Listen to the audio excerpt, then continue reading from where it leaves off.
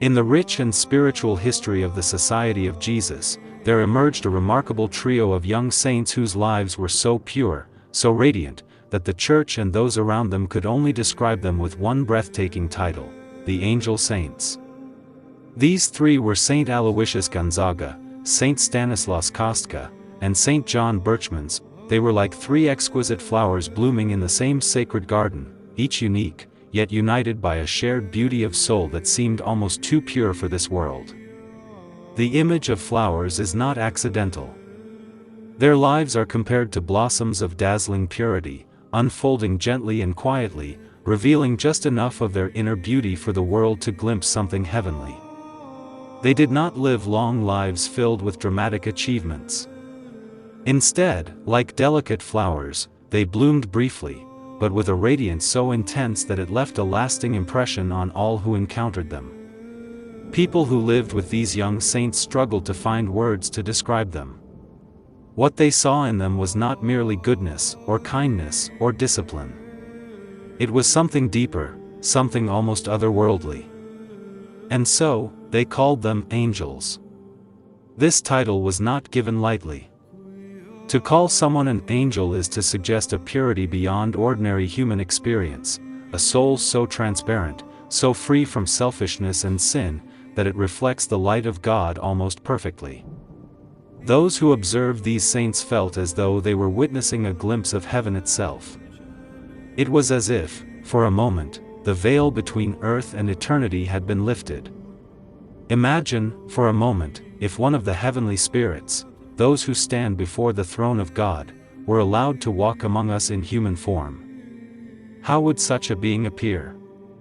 How would they speak, act, or love? To those who knew these saints, the answer was simple. They would look like Aloysius, Stanislas, and John Berchmans. Their outward lives were simple, filled with study, prayer, obedience, and quiet acts of charity. But beneath that simplicity was a depth of holiness that shone through everything they did.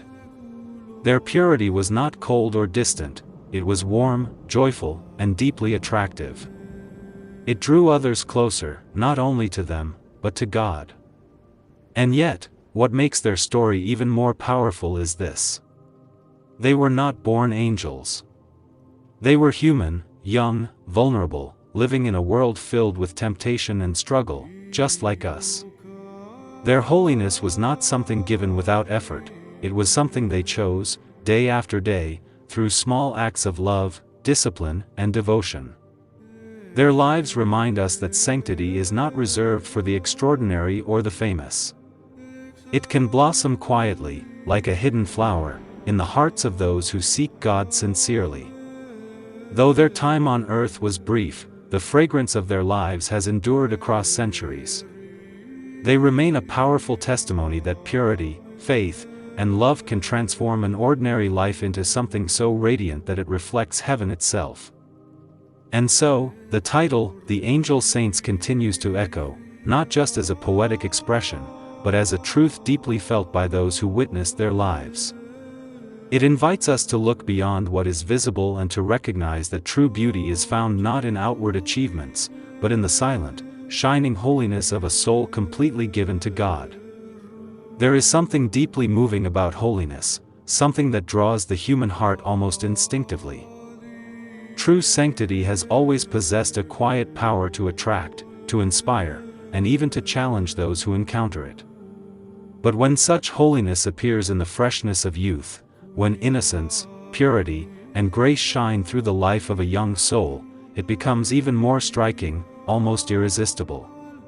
Even those who are hardened by the world, those who may be distant from faith or unmoved by religion, find themselves touched by such a sight. There is something about youthful holiness that cannot easily be explained by ordinary means. It seems too pure, too radiant, too untouched by the selfishness and corruption that often mark human life. And so, searching for words to describe what they witness, people turn to the only expression that feels adequate: they call it angelic. This is the atmosphere that surrounds the life of Saint John Berchmans, one of the beloved angel saints.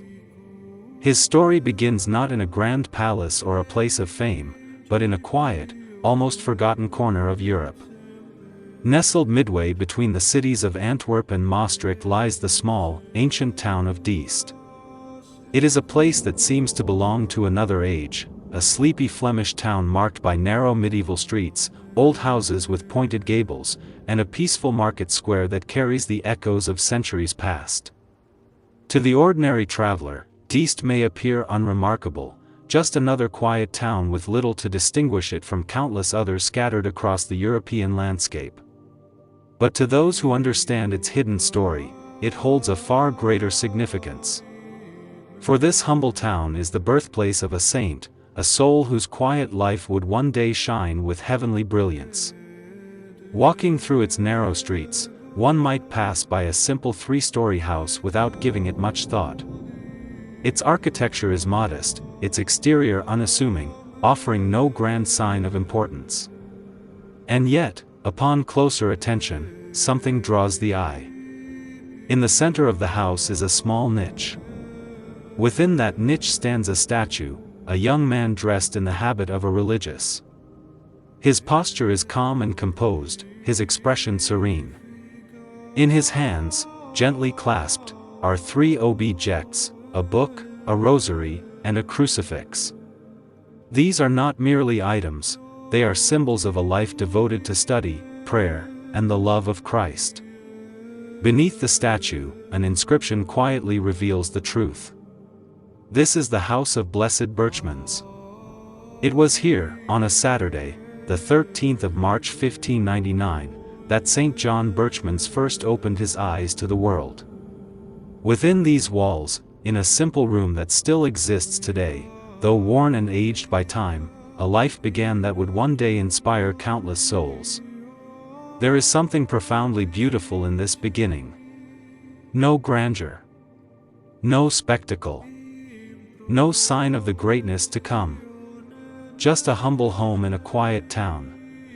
And a child whose soul would grow to reflect the light of heaven. Even now, though the room has fallen into a state of decay, it carries a silent testimony. It reminds us that holiness does not depend on the place of one's birth, nor on wealth or recognition.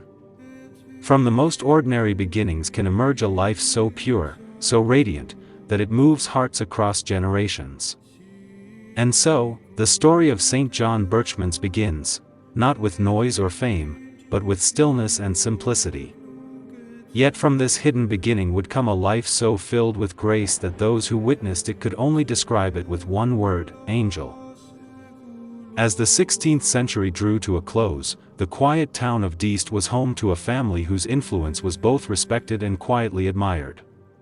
In a modest house known by the curious sign of the Great and the Little Moon, lived the parents of the future saint, people whose character and faith would lay the foundation for a remarkable life.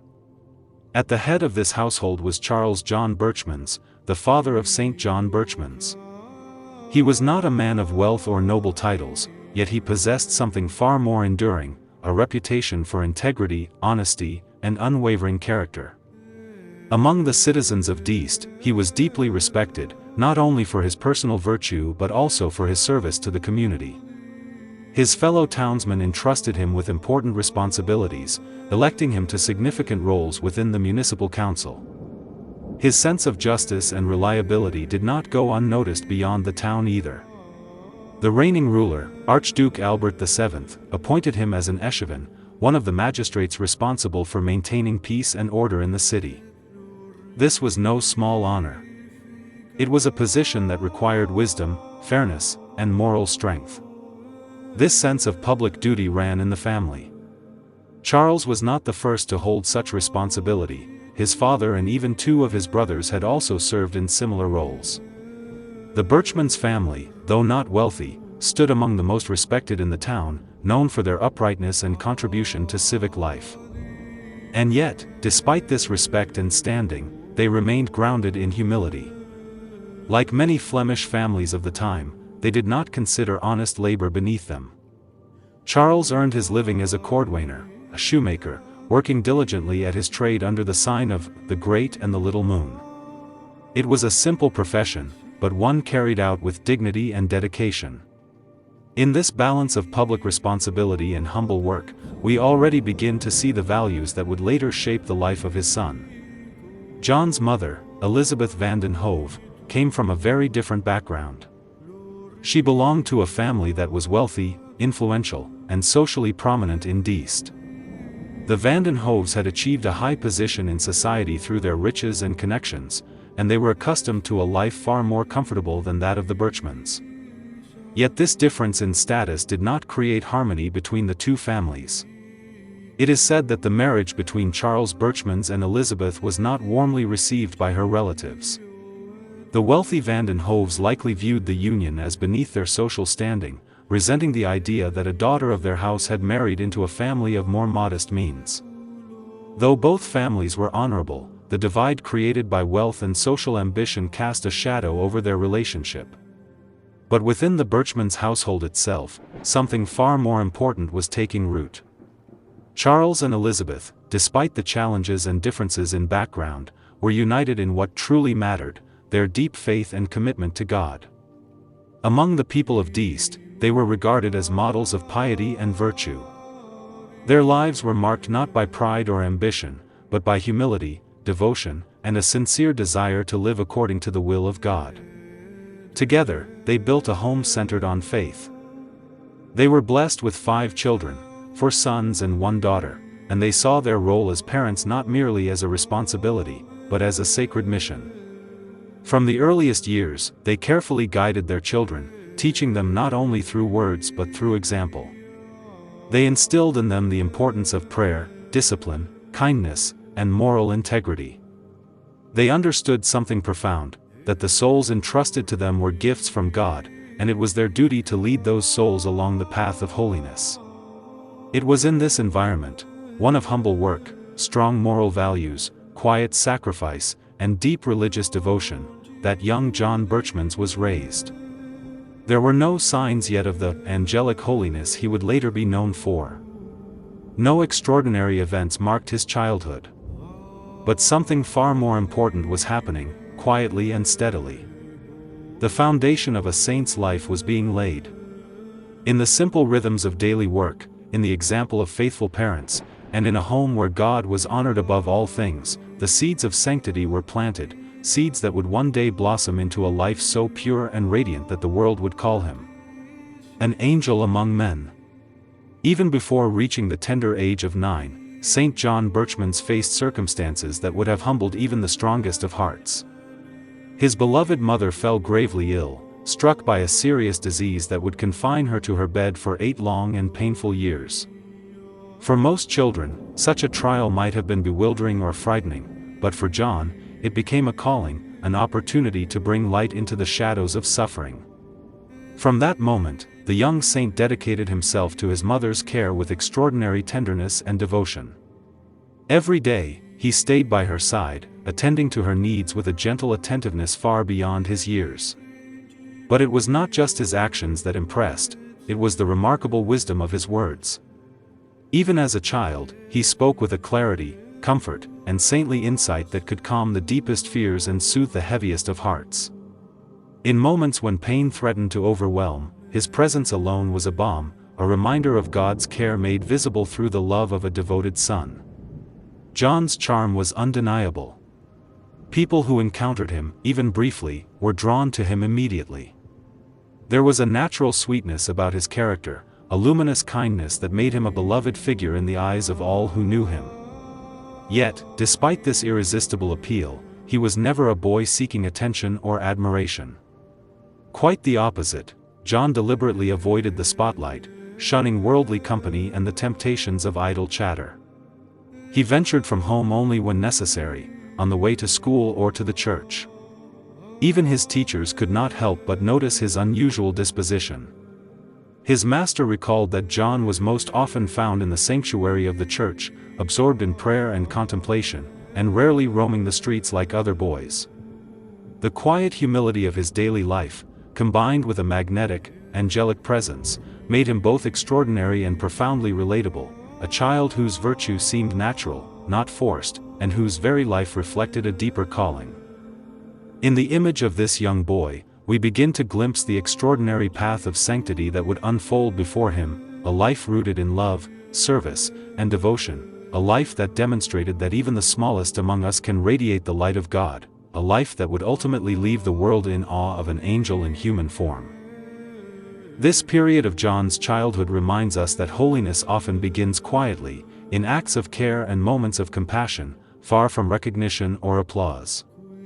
And it is precisely in such small, faithful deeds that the seeds of greatness and sanctity are sown. From the very first days of formal education, Saint John Berchmans displayed a brilliance that set him apart from his peers. By the time he reached 11, he was entrusted to the care of his schoolmaster, Wouter van Stiphout, who ran his classes in the medieval cloth market, a place still remembered today for its historic role in shaping young minds. What happened next would leave an indelible impression not only on his teacher but on the entire community of learners. John's natural aptitude for study was extraordinary. Diligent, focused, and exceptionally attentive, he absorbed knowledge with a rare eagerness and depth. Within a very short time, he not only mastered his lessons but also became the pride of Stiphout, who recognized in him a combination of intellect and virtue rarely encountered. The schoolmaster soon developed a deep affection for the boy, admiring both his gifts and his saintly character. In his eyes, John was nothing short of a natural wonder, a pupil whose brilliance illuminated the classroom and whose moral example inspired the other students.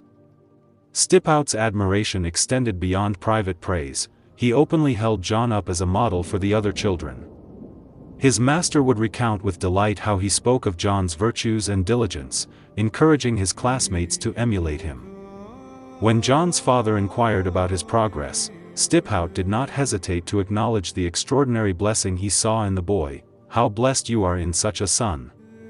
He will be your consolation, and my honor and glory." These words, spoken in simple admiration, were prophetic.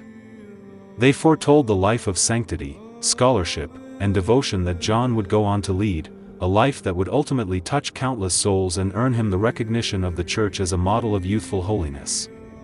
Even at this young age, John's story illustrates a powerful truth, that brilliance in study, when united with virtue and humility, can become a beacon for others. His early years remind us that the foundation of greatness, whether intellectual, moral, or spiritual, is laid in the quiet diligence of daily effort, guided by a heart devoted to God. Through his remarkable gifts and the love he inspired in those around him, young John Berchmans was already shaping a path toward the angelic life for which he would later be celebrated. From the earliest stirrings of his conscience, Saint John Berchmans displayed an unwavering sense of vocation. His heart, pure and unblemished, harbored no ambition, no earthly desire, only a single, all-consuming call, to serve God faithfully at the altar. There was never a doubt in young John's mind about his path, and even as a child, his devotion radiated a clarity that inspired all who knew him. Recognizing the boy's extraordinary spiritual maturity, his devoted father, Charles Berchmans, encouraged by the earnest testimony of his schoolmaster Wouter van Stiphout, gave his consent for John to answer God's call. Thus, the young saint prepared to don the clerical dress, a symbol of his dedication and readiness to follow the divine path set before him. At this pivotal moment, the parish priest of the Church of Our Lady in Diest was Father Peter Emmerich, a Premonstratensian monk of deep holiness. Father Emmerich had gathered around him a circle of young men with priestly vocations, forming an early kind of seminary where devotion, discipline, and spiritual formation were carefully nurtured. Into this sacred environment, John was sent, beginning the formal shaping of his spiritual life. Though the Berchmans family faced straitened circumstances, Charles Berchmans' faith and piety left him undeterred. He did not hesitate to make sacrifices, financial or personal, if they would secure his children's welfare, particularly their spiritual growth. Through this act of faith and devotion, God abundantly blessed the family. John's education and formation in Father Emmerich's care laid the foundation for the saintly life that would later inspire generations. This phase of John Berchmans' life illustrates a timeless truth, that the pursuit of holiness often requires both courage and sacrifice. It is the willingness of parents, mentors, and communities to recognize and nurture divine vocations that allows saints to blossom. In John, we see a young soul entirely devoted to God, whose fidelity to his vocation became the cornerstone of a life destined to shine as a model of youthful sanctity. From the moment Saint John Berchmans left his father's house to take up residence with Father Peter Emmerich at the Presbytery of Notre Dame, a remarkable transformation in his young life unfolded. Rarely did he return home, for the spiritual atmosphere and guidance at the presbytery had fully captured his heart. Though he continued to attend the school of Wouter van Stiphout, conveniently near his old home, it was clear that his true formation, the shaping of his soul, was happening in this sacred space where devotion and discipline were intertwined with love for God. During these formative years, John's life became a model of serene and joyful piety. Serving Mass was his greatest delight, a sacred duty he performed with an astonishing depth of recollection and reverence that far exceeded his tender age.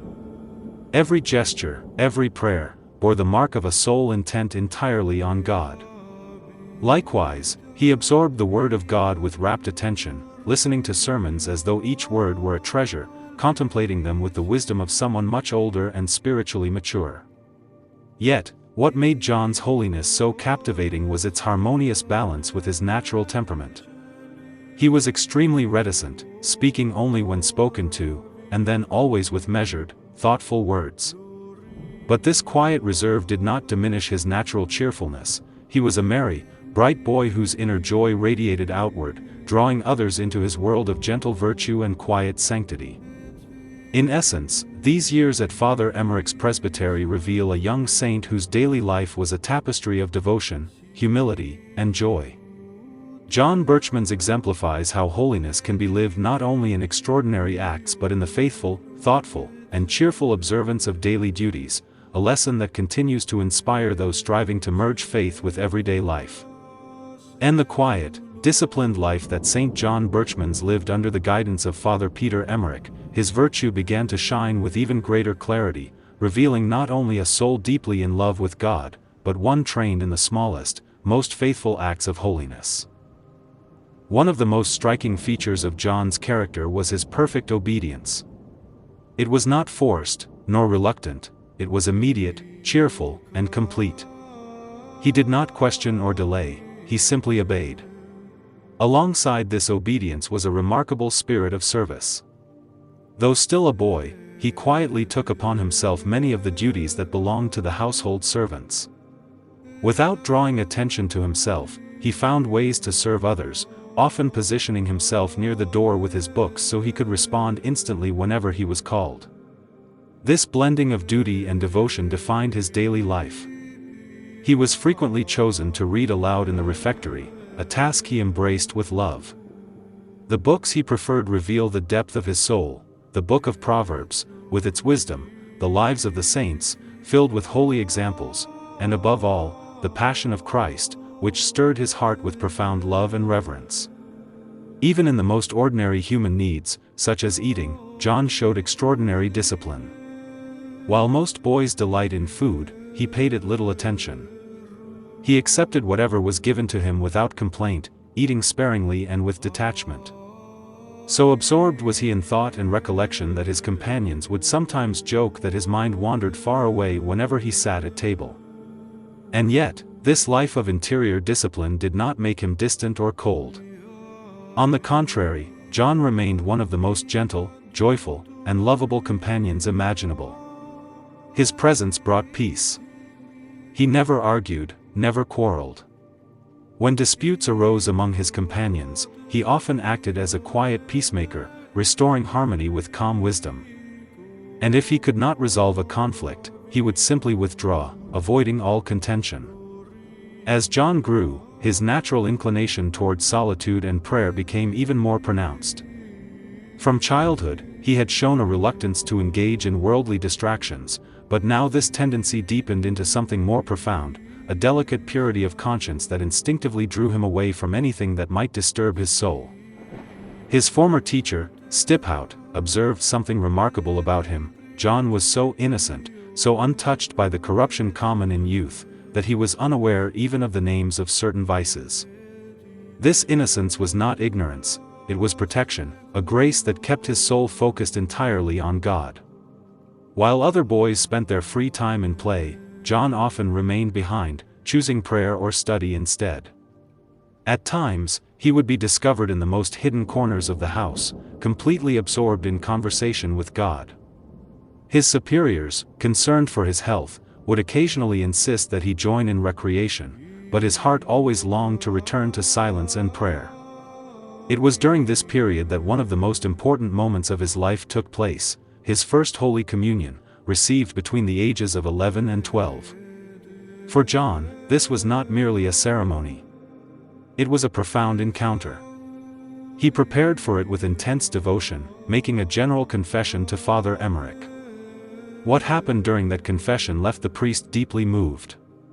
Before him knelt a child so pure, so filled with contrition, that even the smallest faults were confessed with tears. Father Emmerich was overwhelmed, struggling to hold back his own tears as he witnessed what he described as an angel at his feet. Such was John's innocence that the priest even hesitated for a moment, wondering whether there was enough matter to absolve, so free was the boy's soul from sin. When the long-awaited day finally arrived, John received the Eucharist in the church of Notre Dame. Those who witnessed the moment saw something unforgettable. His face seemed radiant, illuminated by a deep interior light, the light of purity, love, and divine presence. It was as if heaven touched earth in that moment. And from that day forward, everything changed. After his first communion, John's spiritual life intensified dramatically. He advanced in holiness with remarkable speed. His love for God deepened, becoming a consuming fire within his soul. The name of Jesus, which he had learned from his mother as a child, now filled him with overwhelming joy and devotion. This love even found expression in his studies. When asked to compose a Latin verse, he chose to write about the name of Jesus, and what he produced astonished his teacher. The poem was rich with meaning, tenderness, and spiritual depth, revealing a soul already far advanced in divine love. That very poem, born from a young heart on fire for Christ, is still preserved today in the Royal Library of Brussels, a lasting witness to his early holiness. John's devotion was not limited to private prayer. He lived a deeply sacramental life. While still at the presbytery, he went to confession every week and received Holy Communion regularly, twice a month, as well as on all major feasts. These were not routine practices for him. They were encounters with the one he loved. What makes this stage of John's life so powerful is its simplicity. There are no dramatic miracles, no grand achievements, only a life of obedience, prayer, humility, and love, lived with extraordinary fidelity. In the silence of daily duties, in the hidden corners of prayer, in the quiet acts of service, a saint was being formed. And through it all, one truth becomes clear. Holiness is not built in a single moment, it is shaped, patiently and faithfully, in the small choices of everyday life. In John Berchmans, we see a soul so pure, so devoted, and so filled with love for God, that even those around him could not help but recognize something heavenly. A boy, yes, but also an angel in human form. In the unfolding beauty of the life of Saint John Berchmans, one devotion stands out with a tenderness almost beyond words, his deep, childlike love for the Blessed Virgin Mary. If his heart burned with love for Christ, then it was Mary who held the second, most cherished place within it. From his earliest years, John's relationship with Our Lady was marked by absolute trust and simplicity. He loved her not in a distant or formal way, but as a child loves a mother, with warmth, confidence, and intimacy. The mere mention of her name would light up his face with a gentle, heavenly smile. When he spoke of her, there was a softness in his voice, a quiet reverence, and a deep affection that revealed just how close she was to his heart. This devotion was not hidden, it was visible in everything he did. He could not pass a statue of Mary without pausing to salute her. He would never leave a church without first visiting her altar. Even in the smallest details of his daily life, he found ways to honor her. At meals, he would secretly deny himself a portion of his food, offering it in her honor, carefully hiding these sacrifices so that no one would notice. It was a love expressed not in grand gestures, but in quiet, faithful acts of devotion. And heaven did not remain silent in response. Mary, the Queen of Purity, seemed to take this young soul under her special protection. His heart remained untouched by even the faintest shadow of sin. Like a delicate lily, his purity blossomed with a beauty that astonished those around him. So innocent was he that he seemed almost unaware of the existence of vice. Yet at the same time, he possessed a kind of supernatural sensitivity, a deep instinct that caused him to recoil from anything that might even slightly tarnish the purity of his soul. He avoided all forms of levity or careless behavior. If others spoke lightly or acted in ways that lacked modesty, John would quietly withdraw. He guarded his purity with vigilance, not out of fear, but out of love, a love that desired to remain entirely pleasing to God and to the Blessed Virgin. But even in this peaceful and holy life, clouds began to gather. Behind the quiet beauty of John's spiritual growth, his family was facing increasing hardship.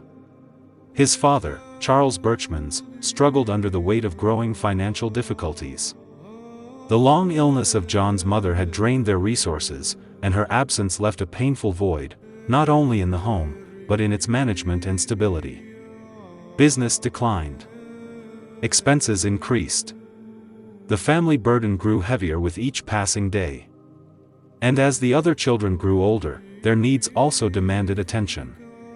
In this moment of crisis, the father's thoughts turned to John. Now nearly 14, gifted with intelligence and discipline, he seemed capable of helping. Perhaps, Charles reasoned, it was time for his son to leave his studies and learn a trade, something practical, something that would ease the family's burden. And so, without warning, John was called home. Unaware of what awaited him, he returned, only to hear the words that would test his heart. "My child," his father gently explained, "it is no longer possible for me to continue paying for your schooling. I have made great sacrifices, but I cannot go on. You must now learn a trade, so that you may help the family, instead of being a burden." For a boy whose heart burned with the desire to serve God. For one who longed only for the altar and the priesthood. These words must have struck deeply. It was not simply a change of plans. It was a crossroads. Would he cling to his dream? Or would he surrender, in obedience and trust? This moment reveals something essential about Saint John Berchmans. His holiness was not only found in prayer, devotion, or purity. It was also found in how he faced sacrifice. The same boy who loved Mary with tender devotion, who walked miles in silent prayer, who guarded his soul with angelic care, was now being called to surrender even his deepest desire. And in this, we begin to see the true depth of his sanctity. Because holiness is not only proven in moments of peace, it is revealed most clearly in moments of trial. And John Berchmans was about to show just how strong, how pure, and how faithful his love for God truly was. There are moments in the lives of the saints that reveal not only their holiness, but the depth of their humanity. For Saint John Berchmans, such a moment came when the quiet peace of his vocation was suddenly shaken by the harsh reality of family hardship. Standing beside his mother's sickbed, surrounded by the weight of his father's struggles, John heard the words that seemed to threaten everything his young heart longed for. He was to leave his studies. To abandon, at least for a time, his path toward the priesthood. To return home and learn a trade. The sorrow that filled his heart in that moment is almost beyond description. This was no ordinary disappointment. This was the possible loss of his calling, his deepest desire, his life's purpose. Overcome with grief, the young boy did something profoundly moving.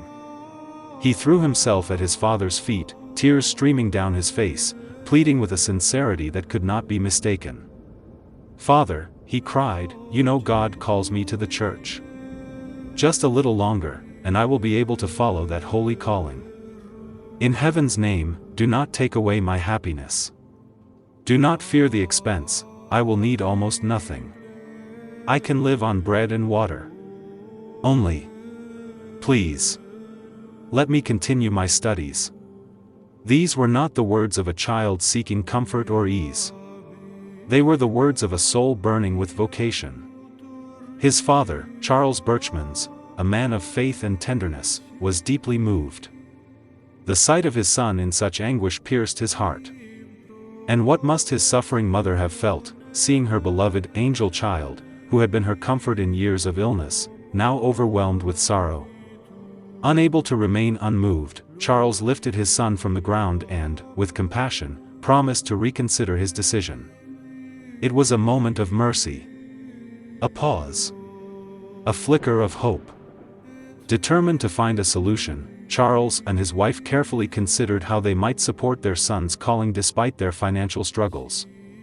At last, a plan emerged, one that required sacrifice, but also opened a door. John would be sent away, far from home, to earn his education through service. In those days, such arrangements were not uncommon. Young men with vocations would live in the homes of clergy, offering domestic help in exchange for board and instruction. And soon, a place was found for John in the home of a canon in Mechelen, then one of the most important religious centers in the region. But this solution came with a cost. It meant separation. The news spread quickly through Diest. The boy whom everyone loved. The gentle, joyful, prayerful soul. The angel of the town. Was leaving. The sorrow was not his alone. His teacher, Wouter van Stiphout, felt the loss deeply. He had watched John grow, admired his brilliance, and cherished his presence. Now, he was losing not just a student, but a living example of goodness. Years later, when called to testify during the process of John's recognition, the old teacher would speak with emotion. "Life has been very bitter to me since I lost that holy child." Such words reveal the impact John had, not through fame or power, but through the quiet beauty of his life. And what of John himself?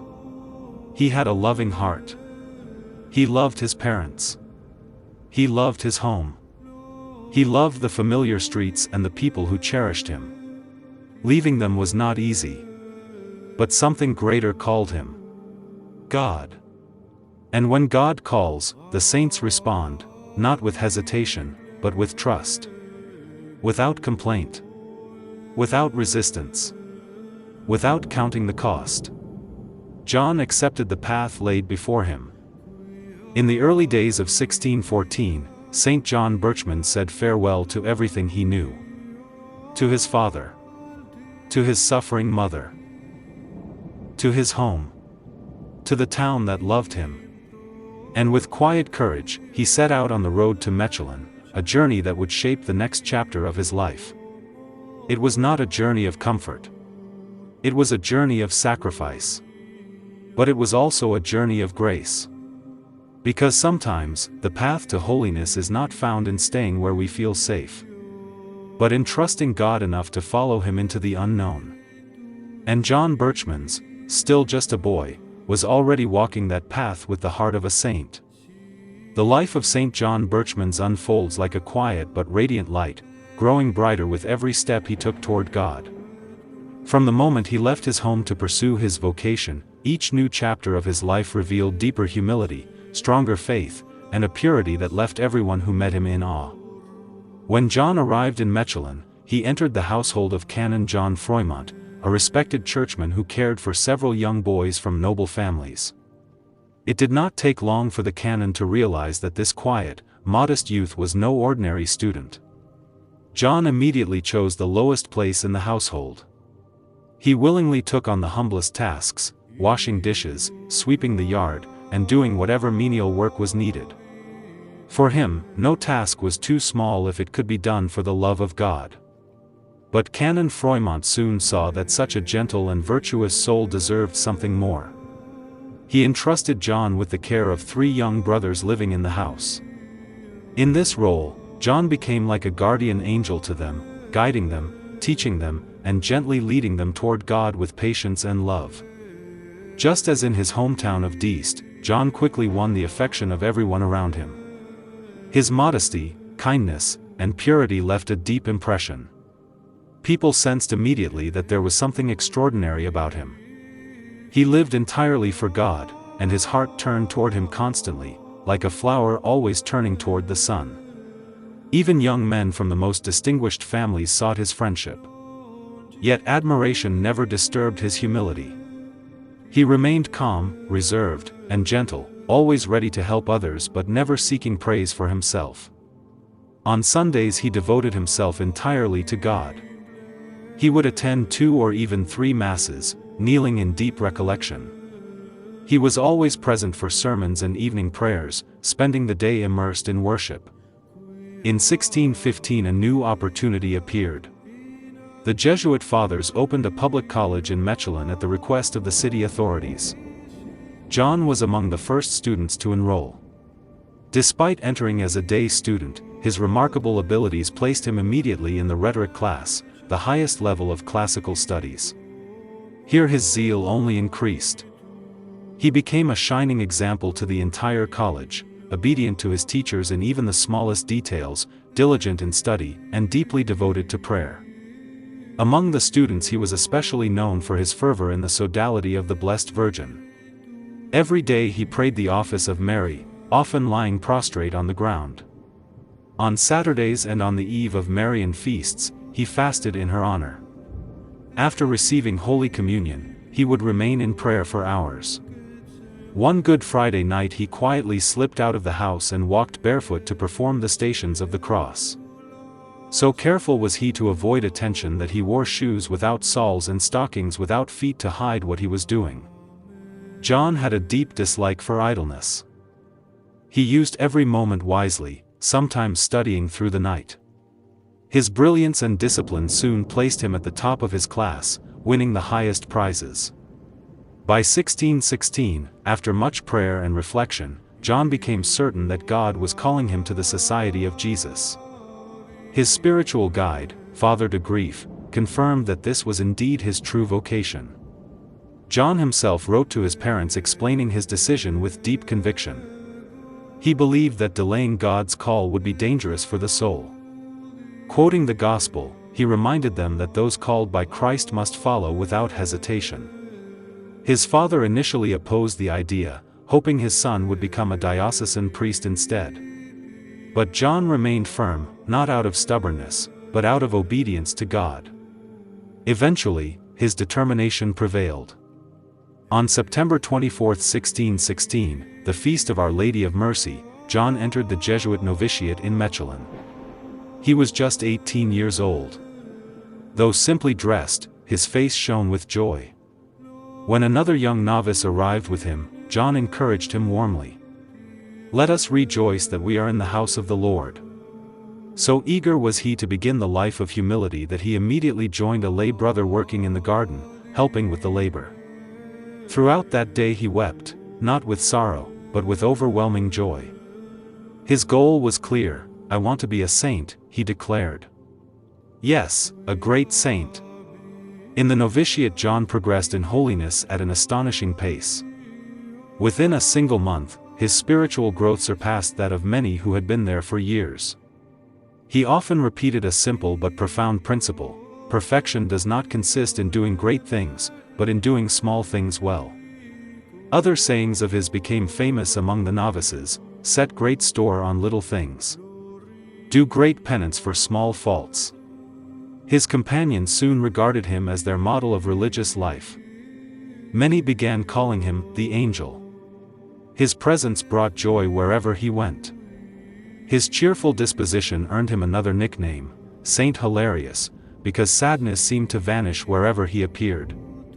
One priest later testified that during 2 years living with John, he never once saw the slightest sign of impatience or anger. Despite his joyful nature, John practiced severe penances in secret. Like many saints, he was gentle with others but strict with himself. He wore rough penitential garments, practiced fasting, and endured cold winters without seeking warmth near the fire. His hands and ears were often painfully cracked from the cold. Yet obedience always remained his limit. He never practiced penance without permission. He once said, "My greatest penance is the common life." In other words, faithfully living the daily routine of religious life was his greatest sacrifice. Humility was the foundation of his spiritual life. He loved being corrected and even asked that his faults be publicly announced so that he might grow in humility.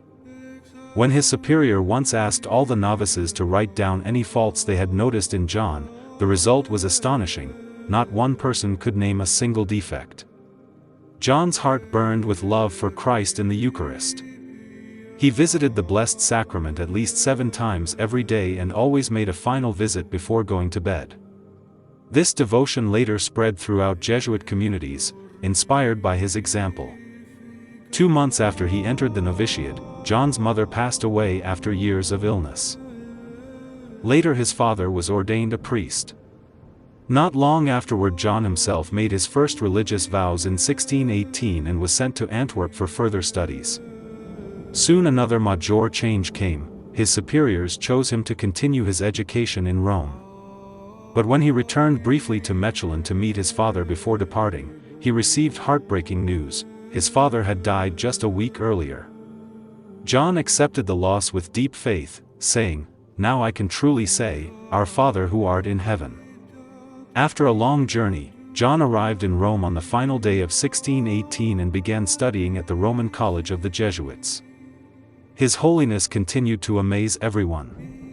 His superiors testified that his virtue seemed perfect in every aspect: humility, obedience, purity, and devotion. Even experienced spiritual directors were astonished by the maturity of his soul. Some believed that his innocence had never been stained even by the smallest deliberate sin. But God had prepared for him a short life. On August 5, 1621, John suddenly became ill. At first the illness seemed mild, but he sensed that his end was near. On August 13, 1621, holding his rosary and rule book, gazing at a crucifix, and repeating the names of Jesus and Mary, he peacefully gave his soul to God. He was only 22 years old. Soon after his death, miracles began to occur through his intercession. One of the most striking involved an elderly woman who had nearly lost her sight. When she touched his body with faith, her vision was instantly restored. Many others followed. Because of these miracles and his extraordinary holiness, the Church later recognized him officially. He was beatified in 1865 by Pope Pius IX and canonized in 1888 by Pope Leo XIII. Today his relics rest in the Church of St. Ignatius of Loyola. The story of Saint John Berchmans teaches a powerful lesson: holiness is not only found in great deeds or dramatic sacrifices. Sometimes it is found in doing small things with extraordinary love. His life reminds us that obedience can be heroic, humility can be powerful, and purity of heart can transform the world. Even though he lived only 22 years, his life continues to inspire countless believers to pursue holiness in their daily lives. And so the boy once called the Angel of Diest now shines forever among the saints of heaven. And so ends the beautiful story of Saint John Berchmans, a young man whose life reminds us that holiness is not reserved only for the famous, the powerful, or the old. Sometimes, the greatest saints are those who quietly do small things with great love. John did not perform grand miracles during his lifetime. He did not travel the world or preach to great crowds. Instead, he lived a simple life of prayer, obedience, humility, and purity. Yet through these small acts of faithfulness, he became a shining example of what it truly means to love God with one's whole heart. His life teaches us a powerful lesson: holiness is found in the ordinary moments of life, being faithful in our duties, kind to others, and devoted to God in everything we do. If the story of Saint John Berchmans has inspired you today, remember that the saints are not just figures from the past. Their lives continue to guide us, encourage us, and remind us that we too are called to live holy lives. Thank you for watching and journeying with us through the life of this remarkable saint. If you enjoyed this story and would like to hear more inspiring stories about the lives of the saints, be sure to subscribe to this channel and turn on notifications so you never miss a new video.